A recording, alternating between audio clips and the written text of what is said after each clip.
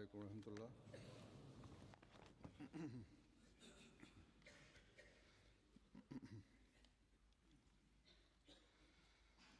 أشهد أن لا إله إلا الله وحده لا شريك له وأشهد أن محمدا عبده ورسوله أما بعد فأعوذ بالله من الشيطان الرجيم بسم الله الرحمن الرحيم الحمد لله رب العالمين الرحمن الرحيم مالك يوم الدين إياك نعبد وإياك نستعين اهدنا الصراط المستقيم صراط الذين أنعمت عليهم غير المغضوب عليهم ولا الضالين.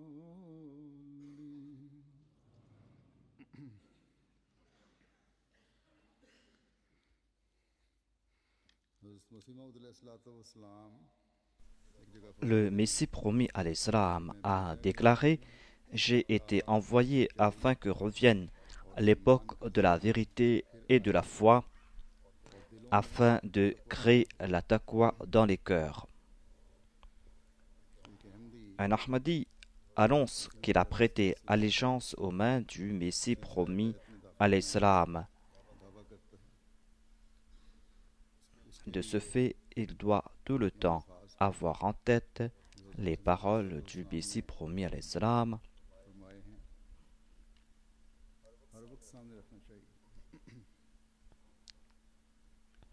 et il doit à chaque instant méditer à propos de ces paroles et essayer de vivre selon ses préceptes.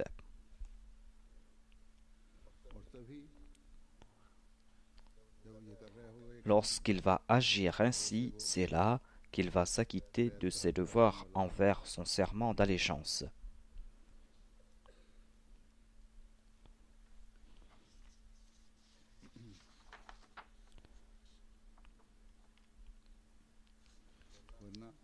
Sinon, ce ne sera qu'une simple déclaration de sa part, à savoir que je suis un Ahmadi.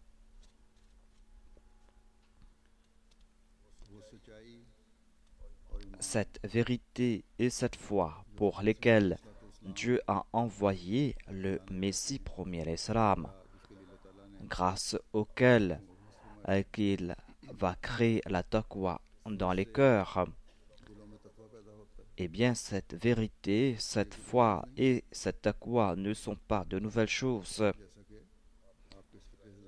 Le Messie promis à l'Islam a déclaré que il est venu afin que revienne cette période de vérité et de foi. C'est-à-dire, cette foi et cette vérité et cette taqwa étaient présents et on a perdu ces qualités. Le Messie promis à l'Islam est venu faire revivre cette période. Nous savons très bien que cette période de vérité, de foi et de taqwa est apparue dans toute sa gloire lorsque Dieu a envoyé notre maître, le saint prophète Mohammed Mustafa sallallahu alayhi wa sallam. Il l'a envoyé et a parachevé ainsi la charia en déclarant Al-Yawma akmaltu lakum dinakum wa atmamtu alaykum ni'mati wa raditu lakumul islam dina. Il a déclaré qu'aujourd'hui j'ai parachevé pour vous votre foi et j'ai complété mes faveurs sur vous et j'ai choisi pour vous l'islam comme religion. Dieu a fait cette annonce et ainsi il a parachevé la foi. Aucun Ahmadi n'entretient la moindre pensée que le Messie promis à l'Islam a apporté quelque chose de nouveau. Aucun Ahmadi ne peut penser ainsi.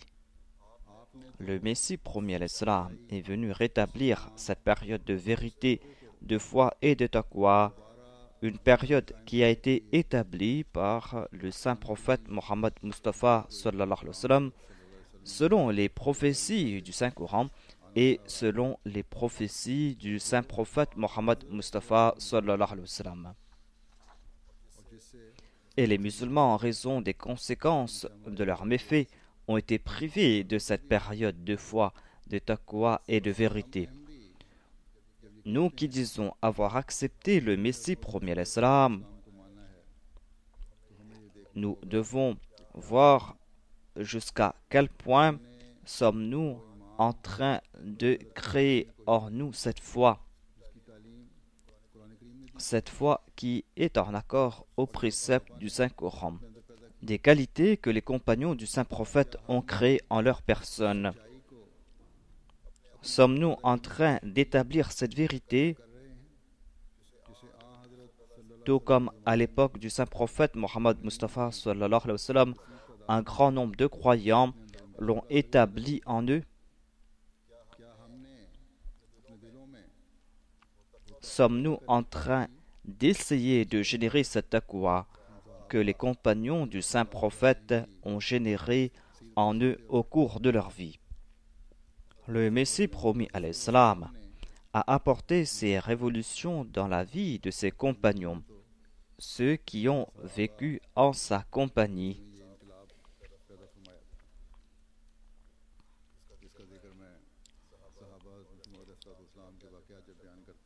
Lorsque je mentionne la vie des compagnons du Messie promis à l'Islam, j'en fais mention dans ce contexte. Le Messie promis à l'Islam a déclaré que j'ai été envoyé afin que revienne l'époque de la vérité et de la foi, afin de créer la taqwa dans les cœurs. Quelques lignes plus bas, le Messie promis à l'Islam déclare: voilà l'objectif principal de ma vie. C'est-à-dire, c'est l'objectif principal de l'existence du Messie promis à l'Islam. Hadrat Mizarullah Muhammad s'adresse aux membres de sa communauté comme les branches verdoyantes de son arbre.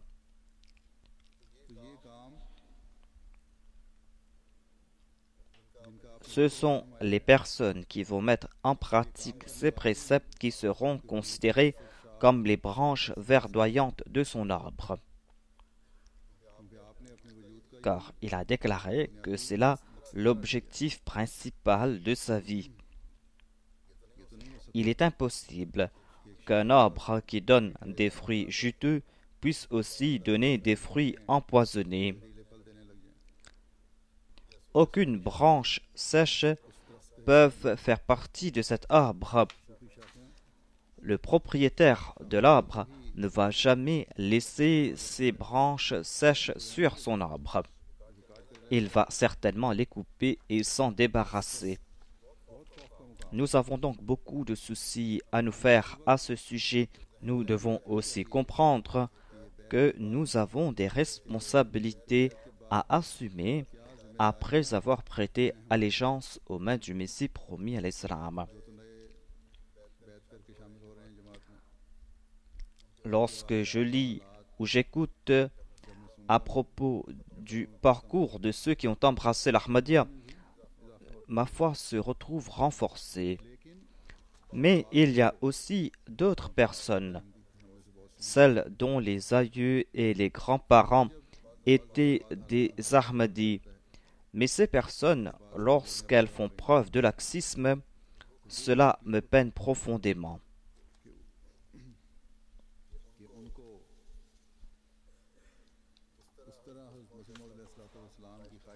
Ces personnes n'ont pas été à la hauteur des désirs du Messie premier l'Islam et n'ont pas suivi les préceptes de l'Islam tout comme ils devaient le faire. Certains sont négligents parce qu'ils sont Ahmadis de naissance. Chacun d'entre nous doit donc faire l'analyse de son cœur.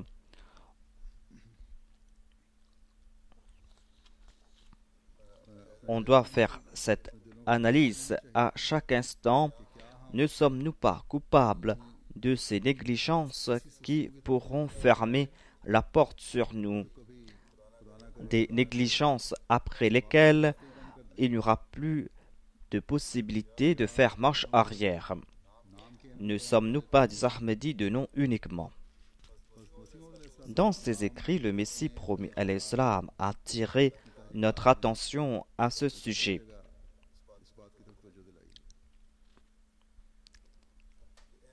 Il a déclaré que l'on pourra maintenir l'esprit de l'Ahmadiyya lorsqu'on va faire son analyse de conscience à chaque instant, lorsqu'il n'y aura pas de contradiction entre nos paroles et nos actions. Il voulait voir une distinction claire et nette entre nous et les autres.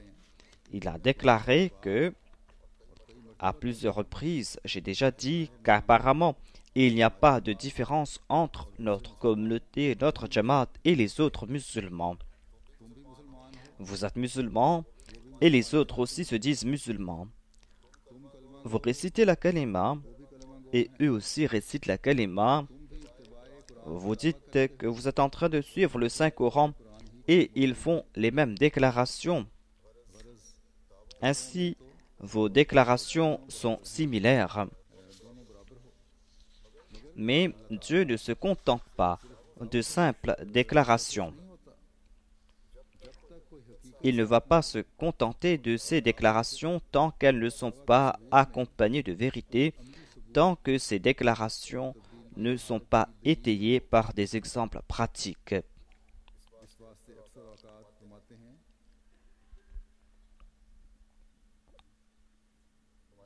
Le Messie premier l'Islam a déclaré ces déclarations doivent être accompagnées par des actions pratiques.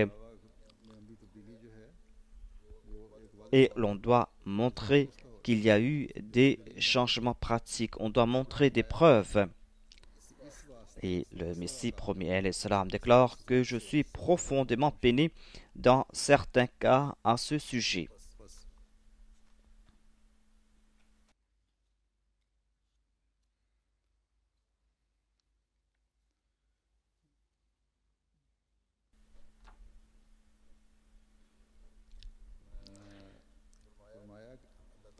Ainsi, le Messie premier l'Islam déclare que Dieu ne se contente pas de simples déclarations tant que cela n'est pas accompagné de vérité.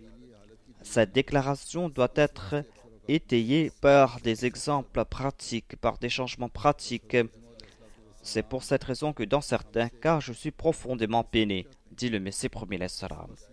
Donc le Messie premier l'Islam veut des preuves pratiques. Nous devons faire une analyse de conscience et ce sera meilleur pour nous. Quand les autres nous conseillent, des fois on se sent blessé, des fois en raison de ces conseils, l'orgueil monte à la surface, mais on doit tout le temps, à chaque instant, comprendre que Dieu est en train de nous regarder. Et moi, j'ai prêté allégeance aux mains du Messie promis à l'Islam et je vais devoir respecter ce serment. C'est en ayant ces pensées à l'esprit que le croyant pourra faire son auto-analyse. Un Ahmadi, même faible, possède une lueur de vertu. Lorsque cette conscience renaît, on va voir des braises de vertu. Chacun va devoir arroser cette bonne œuvre grâce à ses actions. L'on doit aussi ressentir la douleur du Messie promis à l'Islam.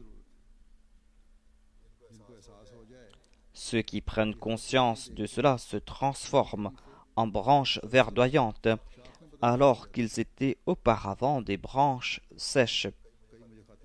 Beaucoup de personnes m'écrivent à ce sujet et expriment leur peine. Ces personnes disent que nous voulons voir ces changements purs que désirait voir le Messie promis à l'Islam. Celui qui va essayer de faire revivre sa conscience, celui qui va implorer Dieu, Dieu qui aime ses serviteurs plus qu'une mère aime ses enfants, va courir vers lui et va le serrer dans ses bras.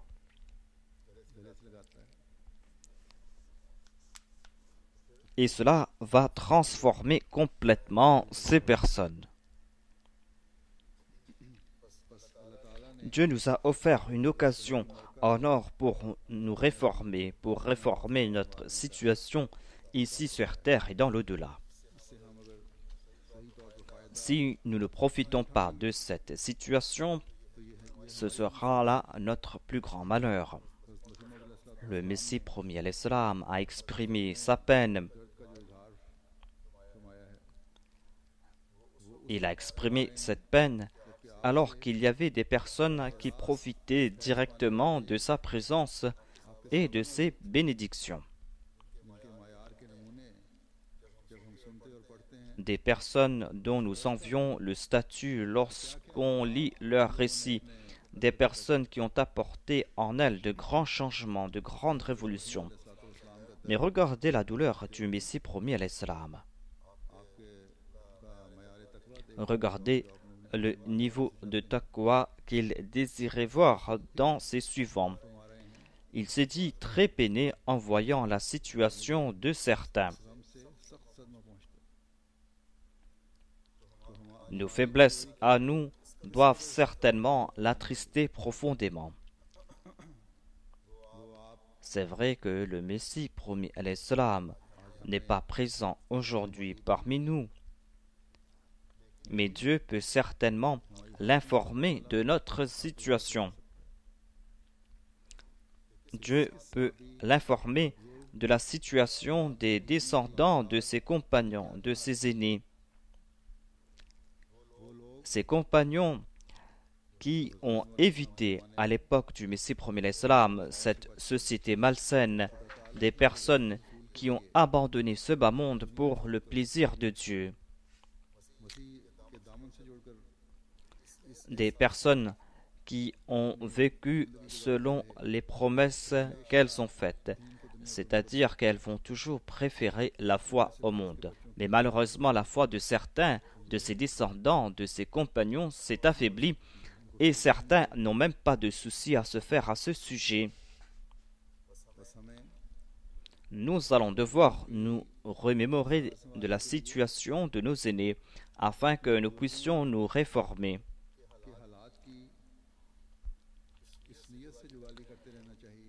Et nous devons aussi avoir en tête notre objectif, un objectif que nous devons atteindre. Nous devons réfléchir sur les aspects de leur vie. Nous devons connaître les raisons pour lesquelles ils ont accepté le Messie promis à l'Islam. Et c'est là que nous allons atteindre notre objectif. C'est là que nous allons pouvoir vivre selon leurs désirs.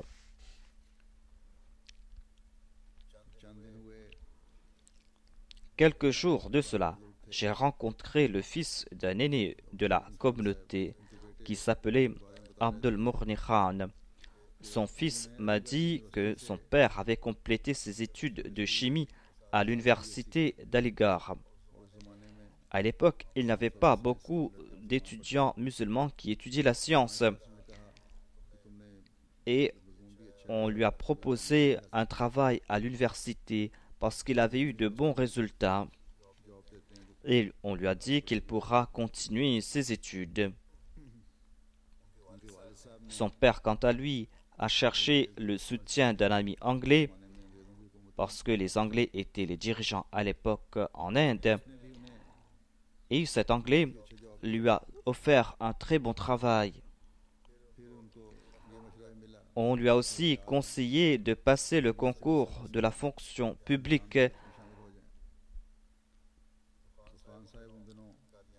Khan Sahib était à Qadian durant ses jours. C'était à l'époque du deuxième calife. Il a présenté au deuxième calife ses propositions et il a tout simplement déclaré que moi, je ne veux pas tomber dans ce bas monde. Je veux vivre ici à Qadian et je préfère balayer les rues de Qadian que d'avoir ces grandes professions.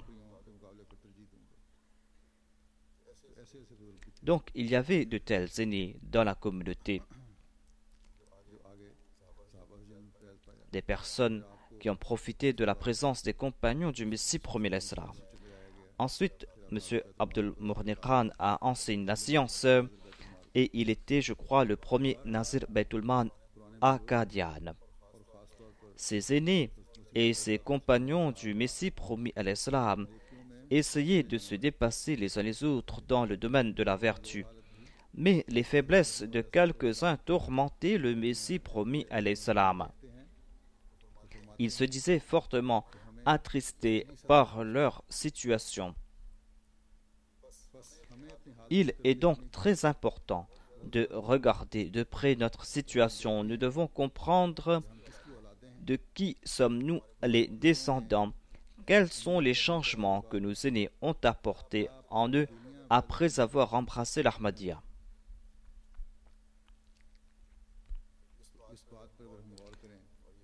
Si nous méditons à ce sujet et si nous faisons le serment que nous n'allons pas déshonorer les noms de nos aïeux, nous allons pouvoir nous réformer et ainsi nous pourrons rehausser le niveau de notre taqwa.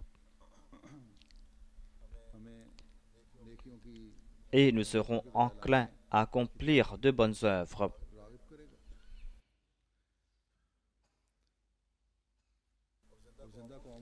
Voilà le signe des peuples qui sont vivants, c'est-à-dire qu'ils ne laissent pas mourir les valeurs de leurs aînés et essayent de se réformer et rehaussent le niveau de leur spiritualité, et les nouveaux venus entrent dans la communauté avec cet esprit nouveau.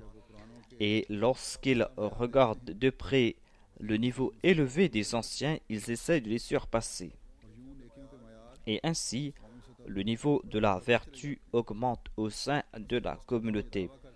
Quand nous disons que nous avons accepté le Messie premier à l'Islam, nous allons devoir nous réformer et nous allons devoir apporter une révolution dans le monde.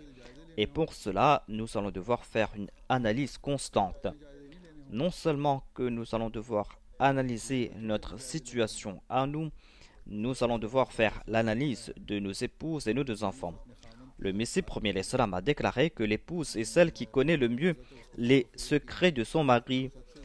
Elle est celle qui connaît les actions et les paroles de son mari. Si le mari est bon, son épouse sera bonne, sinon il va se voir dans le miroir. L'autre va lui dire « Pourquoi essaies-tu de me corriger? Corrige-toi en premier. » Pour que les femmes se réforment, les hommes doivent se réformer en premier.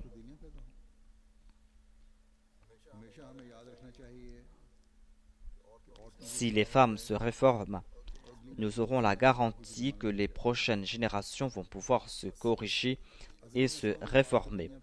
Pour apporter ces changements purs dans ces générations futures, afin qu'ils soient fermes dans leur foi, les hommes doivent consacrer toute leur attention à leur situation.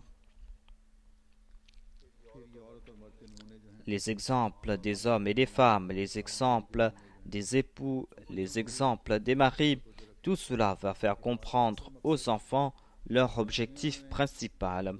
Leur objectif n'est pas de se tourner entièrement vers ce bas monde, leur objectif est d'essayer d'avoir le plaisir de Dieu. Mais je dois présenter ici un éclaircissement.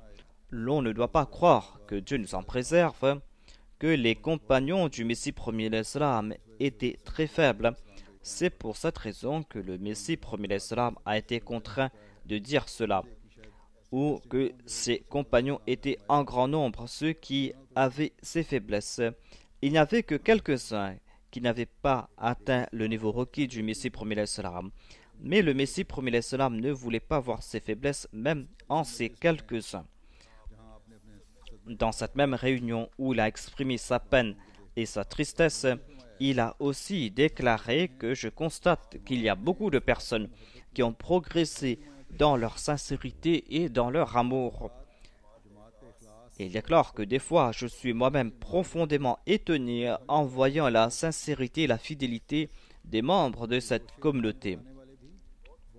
Il y avait donc grand nombre de ses compagnons qui avaient cette foi et cette ardeur.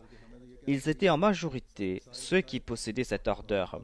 Tous possédaient cette ardeur et cette foi, comparés à nous. Mais le prophète voulait voir sa jamaat au plus haut niveau. Il y a encore un nombre important de prophéties qui doivent se réaliser au cours de notre période, car nous sommes en train de vivre l'époque du Messie promis à l'Islam. Dieu lui a promis nombre de choses, des choses qui vont s'accomplir. Si nous voulons voir l'accomplissement de ces prophéties au cours de notre vie, nous allons devoir regarder de près notre sincérité, notre foi et le niveau de notre taqwa. Nous avons le désir que Dieu va nous faire voir les progrès de la communauté. Nous allons devoir aussi faire des efforts pour avoir son plaisir. Je dois aussi ajouter que par la grâce de Dieu, aujourd'hui, à notre époque, il y a beaucoup de personnes qui ont progressé dans leur sincérité et dans leur fidélité, et ils ont insufflé cet esprit dans les nouvelles générations. J'avais évoqué dans le passé le souci des Ahmadis du Pakistan, qui disaient qu'après les incidents de Lahore, les Khuddam ou les Ansar étaient deux factions devant les bâtiments de la communauté. On avait reçu des nouvelles que certains commençaient à s'ennuyer ou se fatiguer parce qu'ils étaient deux factions pendant une longue période, où certains n'étaient plus intéressés par cela et que la communauté doit faire quelque chose à ce sujet. Lorsque le Sadr de la Khuddam al-Ahmadiyya a transmis cela au Khuddam, j'ai reçu des lettres remplies de sincérité et de fidélité de la part de ces jeunes du Pakistan. Des jeunes qui ont déclaré que nous renouvelons notre serment d'allégeance. Nous n'étions pas fatigués dans le passé et nous n'allons pas laisser naître de telles pensées dans nos esprits, à savoir que les devoirs envers la communauté se sont transformés en fardeau. N'ayez pas de soucis à vous faire à ce sujet. Et j'ai reçu des lettres de la part des femmes qui disent que quand nos maris, nos pères, nos fils, nos frères retournent du travail, ils repartent immédiatement pour servir la communauté et nous leur disons au revoir toutes joyeuses. Et même étant seuls, nous n'avons pas de crainte. Tout cela est en raison de leur foi, en raison de leur fidélité.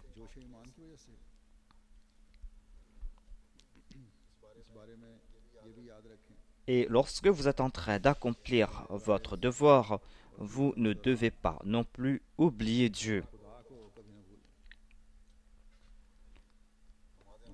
Vous devez prier aux heures prescrites.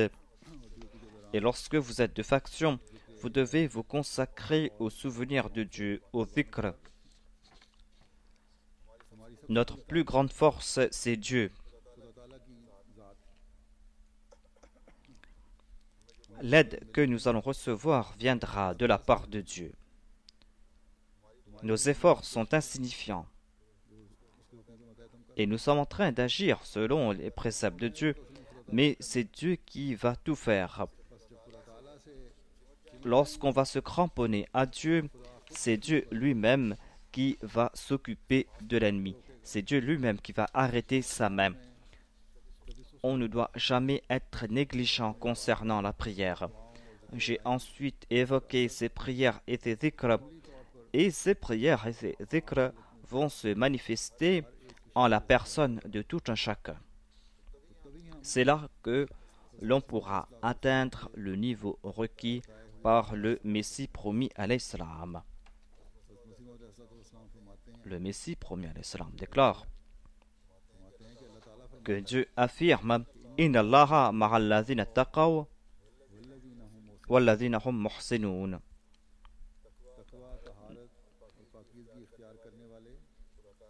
Dieu soutient ceux qui le craignent et se purifient, ceux qui craignent la désobéissance.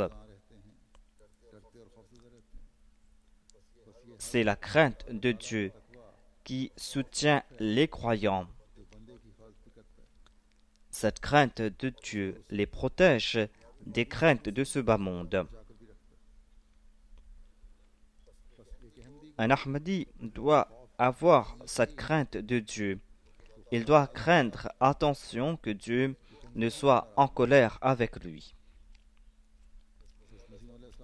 Le Messie premier déclare Dieu m'a annoncé d'informer ma communauté que ceux qui vont croire et dont la foi ne sera pas ternie par les désirs de ce bas monde, ceux dont la foi ne sera pas souillée par l'hypocrisie ou par la couardise, ceux dont la foi ne sera pas dénuée d'obéissance, les personnes qui posséderont cette foi seront aimées par Dieu. Je déclare que ce sont ces personnes qui marchent sur les voies de la vérité.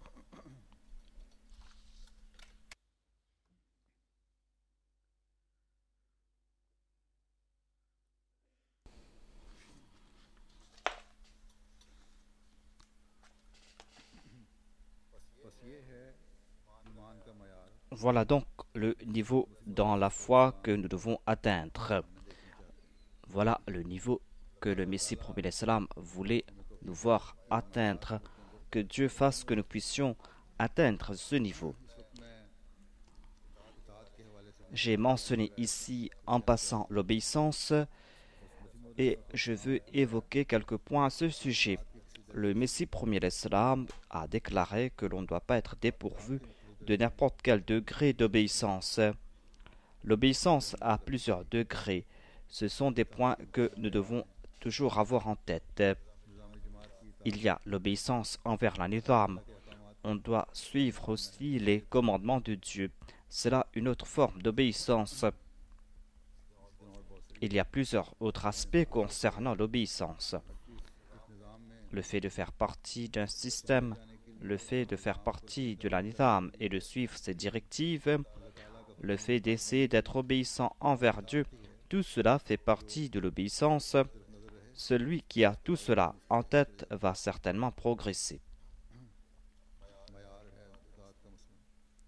Comme je l'ai dit, il y a plusieurs degrés d'obéissance et nous voyons un exemple important au cours de la vie du premier calife de la communauté Ahmadiyya. Quand il a reçu un télégramme du Messie premier salam lui disant qu'il devait venir immédiatement, il a immédiatement quitté sa clinique où il se trouvait et il est parti rencontrer le Messie premier salam. Ce télégramme n'était pas de la même ville. Le Messie premier salam se trouvait à Delhi et le premier calife se trouvait quant à lui à Qadian. Il a envoyé un message à sa famille en disant qu'il va partir et il n'a pas pris avec lui ses affaires, des bagages ou des vêtements.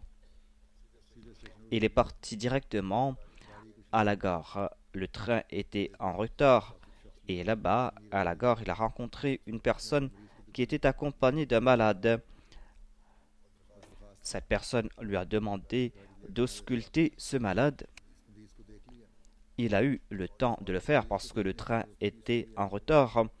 La personne lui a payé ses frais et il a pris cet argent pour payer son billet. C'est ainsi que Dieu a tout organisé pour lui. Ainsi, il est parti à Delhi et là-bas, il a compris que le Messie premier salam ne lui avait pas dit de venir immédiatement. C'est celui qui avait écrit le télégramme qui avait dit « Viens immédiatement ». Mais le premier calife ne s'est pas plaint. Il était content. Il ne s'est pas plaint « Pourquoi m'a-t-on dérangé pour rien ?» Voilà donc le plus haut degré d'obéissance. Chacune de ses pensées, chacun de ses soucis ne valait rien face à l'obéissance. Et Allah a subvenu à ses besoins, comme je l'ai déclaré.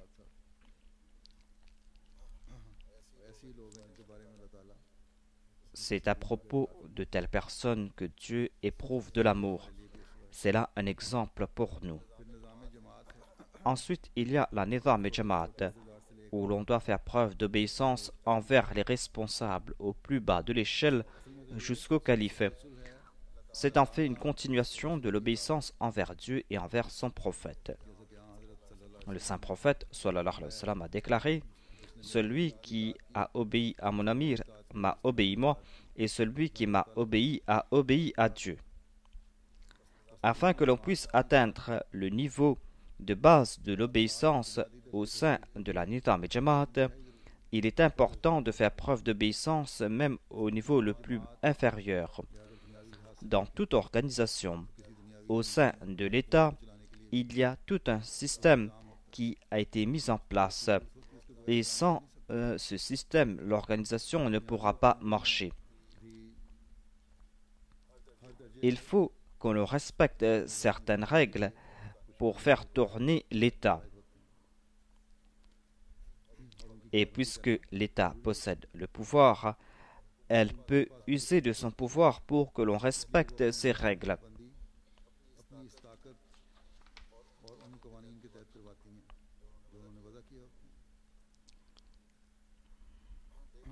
Mais au sein d'un système spirituel, c'est la sincérité, la fidélité et le plaisir de Dieu qui sont les fondements de l'obéissance. C'est pour cette raison que le Messie premier l'Islam a déclaré que Dieu a déclaré que j'aime ceux qui font preuve d'obéissance à tout niveau. Ceux qui font preuve d'obéissance à tous les niveaux, du niveau le plus inférieur jusqu'au niveau le plus supérieur, vont certainement le faire pour avoir le plaisir de Dieu. Dieu a promis le califat à la communauté Ahmadiyya. Et Dieu a promis aux croyants que le califat va perdurer parmi eux. Le seul exemple de cela est dans la Jamaat Ahmadiyya. Mais dans un des versets qui précèdent ce verset où Dieu a promis le califat, Dieu a évoqué certains points. Il est dit: Wa aqsamu billahi jahda aymanihim la in amartahum la yakhrujunna qul la tuqsimu ta'atun ma'rufa inna allaha khabirun bima ta'malun. Et ils jurent par Allah des serments les plus solennels que si tu leur commandes, ils sortiront assurément. Dis, ne jurez pas. La manière d'agir, c'est l'obéissance en ce qui est juste. Assurément, Allah est très conscient de ce que vous faites. Ici, Dieu nous fait comprendre quelle doit être la teneur de l'obéissance des croyants.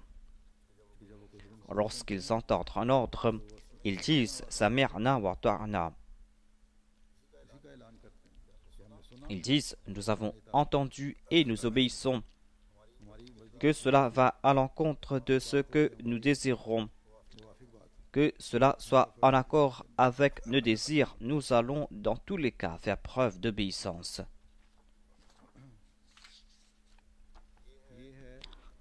Voilà le plus haut niveau que doit atteindre un croyant. Si vous êtes croyant, ce n'est pas la peine de faire de grands serments, déclare Dieu. Vous devez uniquement faire preuve d'obéissance.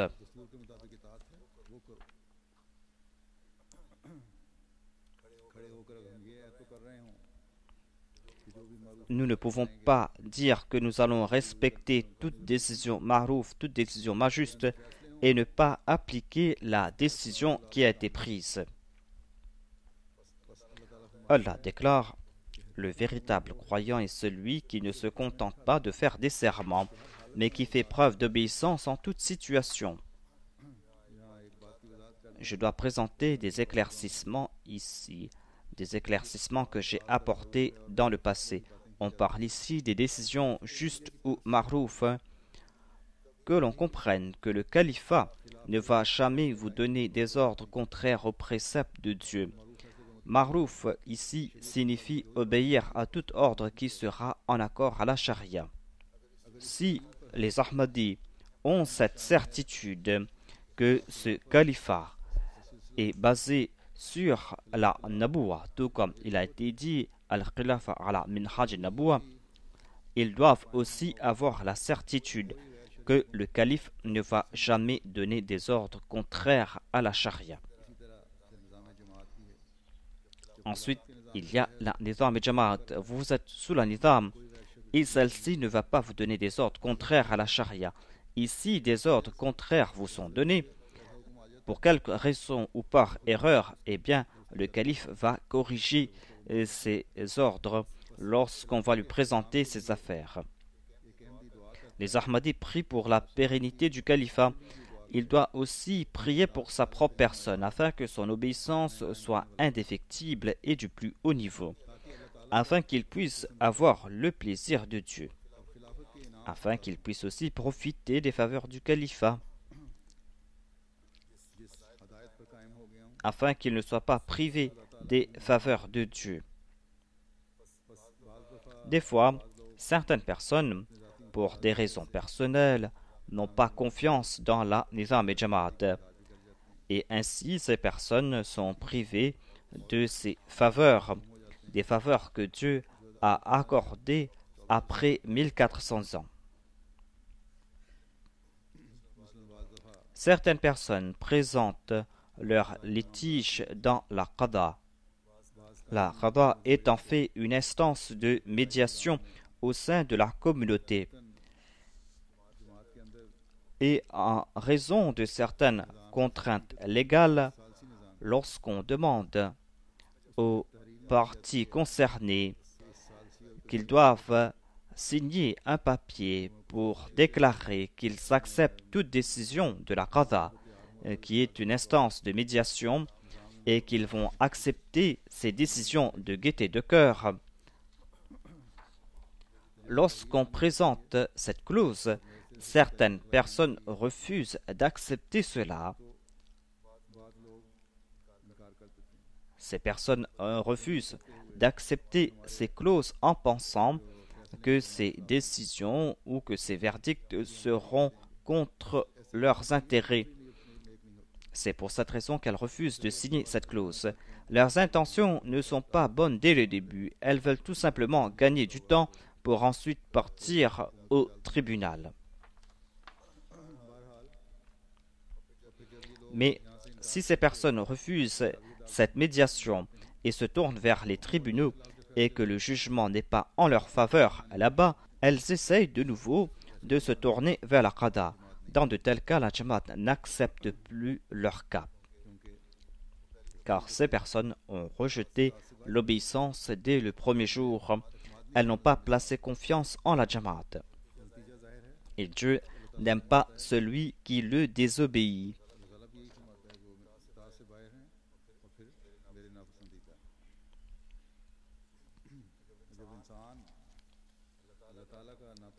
Quand Dieu n'aime pas une personne, même si cette personne se dit être un membre de la communauté, cette personne ne profitera pas de cette grâce que Dieu accorde aux membres de la communauté.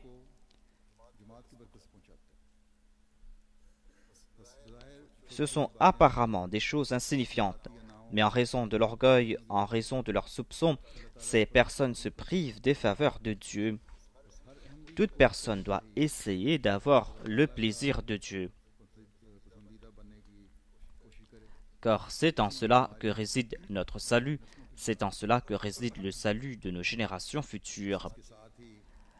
Je m'adresse aussi aux responsables de la Jamaat et je leur dis qu'ils seront de véritables représentants du califat lorsqu'ils vont faire preuve de justice en craignant Dieu.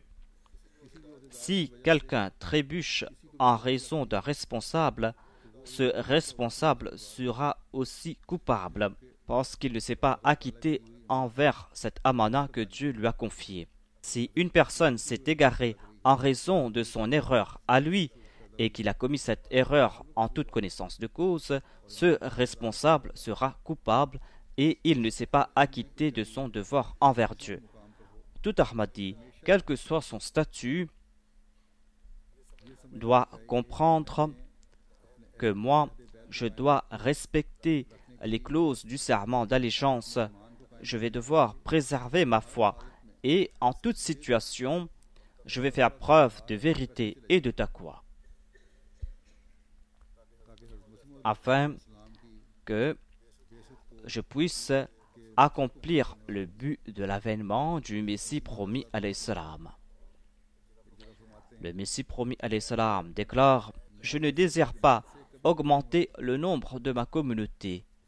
Je ne veux pas tout simplement augmenter le nombre de mes suivants. La Jama'a ne signifie pas placer sa main sur la main d'un autre pour lui prêter allégeance. On va mériter le titre de Jama'a lorsqu'on va faire des efforts pour suivre les préceptes de la Bayra,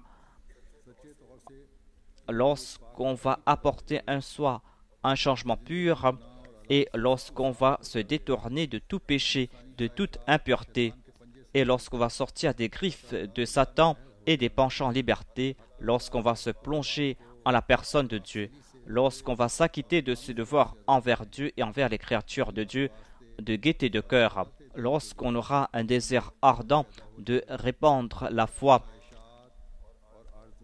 et lorsqu'on va détruire ses propres désirs et se consacrer à Dieu. Le Messie premier l'Islam déclare: le muttaqi est celui qui craint Dieu et qui abandonne ces choses qui sont contraires au désir de Dieu. Et il doit considérer ses désirs et ses penchants libertins et le monde et tout ce qu'il contient comme rien face à Dieu. Qu'Allah fasse que chacun d'entre nous puisse mener une vie qui soit à la hauteur des attentes du Messie promis alayhi salam.